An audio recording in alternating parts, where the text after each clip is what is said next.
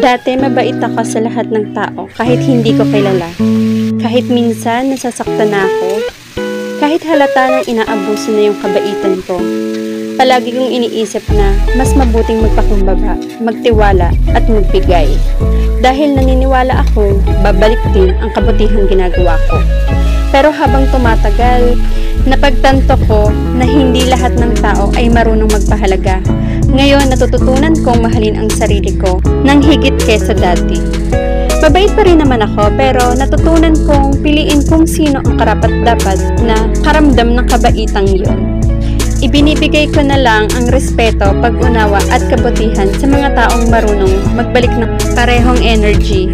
Para sa akin, hindi to pagiging madamot. Ito ang pagpapahalaga sa sarili. Kasi sa totoo lang, hindi masama ang maglagay ng limitasyon, lalo na kung para ito sa kapakanan mo.